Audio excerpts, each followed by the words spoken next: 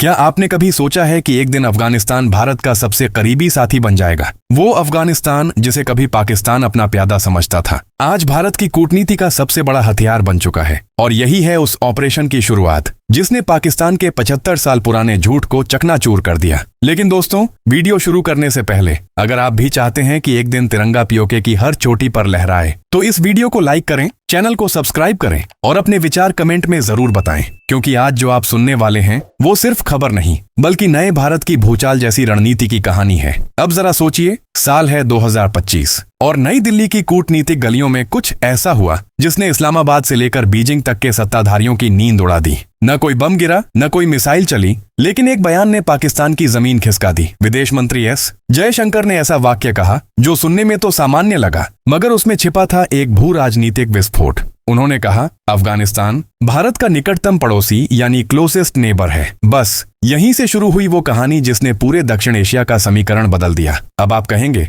इसमें नया क्या है? अफगानिस्तान तो हमारा पड़ोसी है ही, पर असली खेल यही है। भारत और अफगानिस्तान के बीच लगभग 106 किलोमीटर लंबी सीमा है, जिसे वाखान कॉरिडोर कहा जाता है। लेकिन आज की हकीकत में हम उस सीमा तक नहीं पहुंच सकते, क्योंकि उसके बीच में खड़ा है पाकिस्तान का अवैध कब्जा यानी पीओके। जरा इसे ऐसे समझिए जैसे आपके घर के ठीक बगल में आपके सबसे अच्छे दोस्त का घर हो, लेकिन बीच में किसी गुंडे ने दीवार खड़ी कर दी हो और दावा कर दिया हो कि वही सीमा है। अब सोचिए, अगर आप दुनिया के सामने कह दें कि मेरा असली पड़ोसी तो वही है और मैं उस दीवार को मान्यता नहीं देता, तो ये सिर्फ एक बयान नहीं बल्कि उस दीवार पर किया गया सबसे बड़ा हमला है। जयशंकर का अफगानिस्तान को निकटतम पड़ोसी कहना पाकिस्तान के चेहरे पर तमाचा था। यह एक खुला संदेश था कि भारत अब पीओके को पाकिस्तान का हिस्सा नहीं मानता बल्कि अपने अधिकार का हिस्सा मानता है। यह सिर्फ शब्द नहीं बल्कि रणनीति का वो ब्रह्मास्त्र था जिसने पाकिस्तान को अंतर्राष्ट्रीय मंच पर असहाय बना दिया। पाकिस्तान के थिंक टैंक और सेना के जनरल्स ये समझ ही नहीं पाए कि एक लाइन ने उनके नक्शे से कितनी सच्चाई उघाड़ दी है। भारत का यह कूटनीतिक प्रहार किसी मिसाइल से कम नहीं था।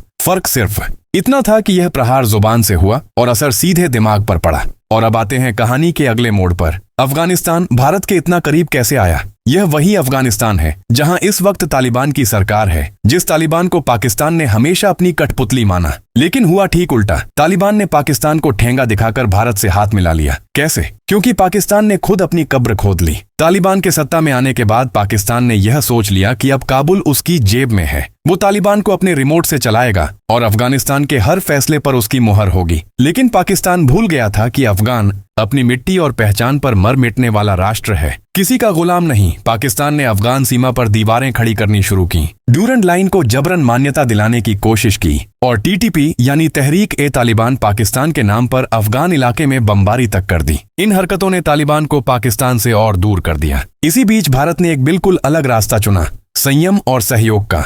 जब पूरी दुनिया तालिबान से किनारा कर रही थी, तब भारत ने अफगान जनता का साथ छोड़ा नहीं। कोविड हो या भूकंप, भारत ने बिना शर्त दवाइयां और अनाज भेजा। भारत ने यह दिखाया कि वो किसी पर हुकूमत नहीं करना चाहता बल्कि पड़ोसी के रूप में मदद करना चाहता है। और यही वो क्षण था जिसने अफगानिस्तान के दिल में भारत के लिए भरोसा जगाया। दिल्ली में जब जयशंकर और अफगान विदेश मंत्री अमीर खान मुत्ताकी मिले, तो ये सिर्फ एक औपचारिक मुलाकात नहीं थी, यह इतिहास का मोड़ था। इस मुलाकात के बाद जब साझा बयान जारी हुआ और भारत ने अफगानिस्तान को निकटतम पड़ोसी कहा, तो पाकिस्तान में खलबली मच गई। टीवी चैनल्स पर बहसें शुरू हो गईं। आईएसआई के दफ्तरों में अफरा तफरी मच गई, क्योंकि यह बयान सिर्फ शब्द नहीं था, यह था उस अवैध दीवार पर डाला गया पहला दरार। भारत ने एक चाल में दो निशाने साधे, पाकिस्तान को उसकी औकात याद दिलाई और चीन को उसकी सीमा में रहने की चेतावनी दी। क्योंकि इस खेल में सिर्फ पाकिस्तान ही नहीं बल्कि चीन भी बड़ा खिलाड़ी था। वाखान कॉरिडोर चीन की आंखों में भी चुभता है, क्योंकि यह वो भूभाग है जहां से चीन सीधे अफगानिस्तान और मध्य एशिया में प्रवेश कर सकता है। यही कारण था कि सीपीईसी यानी चाइना पाकिस्तान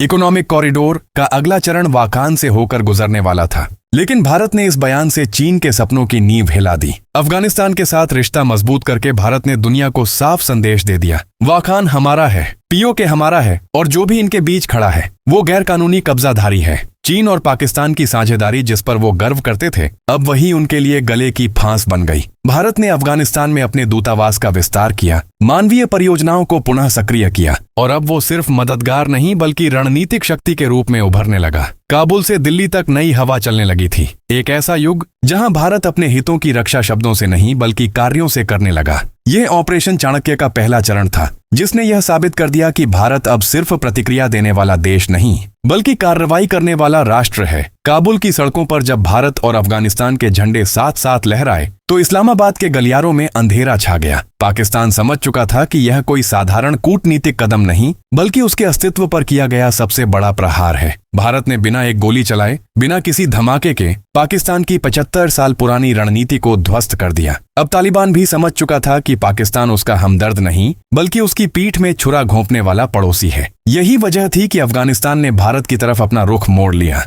भारत ने जो काम हथियारों से नहीं किया वह दिमाग और कूटनीति से कर दिखाया। जयशंकर का यह मास्टर स्ट्रोक सिर्फ पाकिस्तान के लिए नहीं बल्कि चीन के लिए भी एक चेतावनी था। वाखान कॉरिडोर, वो पतली सी घाटी जो अफगानिस्तान को चीन के शिनजियांग प्रांत से जोड़ती है, अब भारत की निगाह में आ चुका था।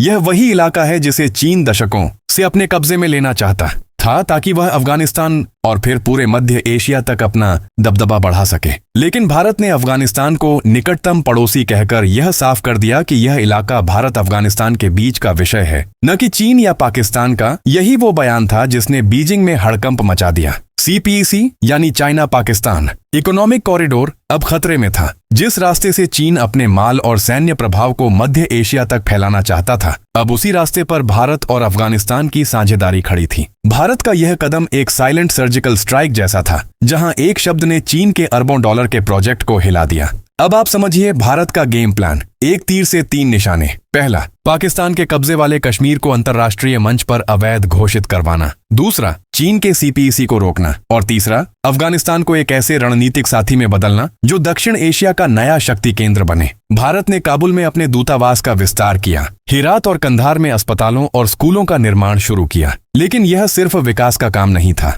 यह भारत का कूटनीतिक नेटवर्क था। अब अफगानिस्तान के हर बड़े शहर में भारत की मौजूदगी थी। अफगानी जनता भारत को एक मददगार दोस्त की तरह देखने लगी, न कि किसी दबंग ताकत की तरह। इस बीच पाकिस्तान के भीतर उथल पुथल मच चुकी थी। इमरान खान की गिरफ्तारी के बाद देश की जनता पहले ही सेना से नाराज थी और अब भारत की कूटनीति ने उनकी बेबसी को और उजागर कर दिया। डॉलर आसमान छू रहा था, महंगाई चरम पर थी और IMF की शर्तों ने पाकिस्तान की रीढ़ तोड़ दी थी। इसी दौरान अफगानिस्तान के साथ भारत की बढ़ती निकटता ने पाकिस्तान की सबसे बड़ी कमजोरी को उजागर कर दिया, POK की असलियत। अब दुनिया समझने लगी थी कि पाकिस्तान ने जिस भूभाग पर कब्जा कर रखा है वह असल में भारत का हिस्सा है और वहां के लोग खुद भारत के साथ जुड़ना चाहते हैं। मुजफ्फराबाद, गिलगित और बाल्टिस्तान में लोग सड़कों पर उतर आए। भारत जिंदाबाद के नारे लगने लगे। भारतीय मीडिया ने इसे नाम दिया ऑपरेशन चाणक्य फेज 2। यह युद्ध गोलियों का नहीं बल्कि सच्चाई और सूचना का था। भारत ने POK के लोगों को किसी हथियार से नहीं बल्कि उम्मीद से जीतना शुरू किया। सैटेलाइट चैनलों और सोशल मीडिया के जरिए वहां यह संदेश फैलाया गया, तुम्हारे साथ भारत है और तुम्हारा भविष्य तिरंगे के साथ है। यह एक शांत लेकिन सटीक कूटनीतिक हमला था जिसने पाकिस्तान के अंदरूनी तंत्र को हिलाकर रख दिया। अंतर्राष्ट्रीय मंचों पर भारत की आवाज और तेज होने लगी। संयुक्त राष्ट्र में भारत ने पहली बार खुलकर कहा कि पाकिस्तान के कब्जे वाले जम्मू कश्मीर में चीन की परियोजनाएं भारत की संप्रभुता का उल्लंघन है। इस बयान के बाद कई यूरोपीय देशों ने भारत का समर्थन किया। अमेरिका ने भी पाकिस्तान को चेतावनी दी कि वह भारत की सीमा का सम्मान करे। दुनिया ने देखा कि भारत अब शिकायत करने वाला देश नहीं रहा बल्कि एजेंडा सेट करने वाला देश बन चुका है। अब बात करते हैं उस रणनीति की जिसने इस पूरी कहानी को नए स्तर पर पहुंचा दिया, ऑपरेशन चाणक्य। भारत ने समझ लिया था कि POK की जंग मैदान में नहीं बल्कि दिमागों में जीती जाएगी। खुफिया एजेंसियों ने बिना किसी सैनिक को भेजे, बिना एक भी गोली चलाए वहां के स्थानीय नेताओं और नागरिकों से संपर्क बनाना शुरू किया। उन्हें यह विश्वास दिलाया गया कि भारत के संविधान में उनका पूरा प्रतिनिधित्व होगा और विकास योजनाओं का लाभ सीधे उन्हें मिलेगा।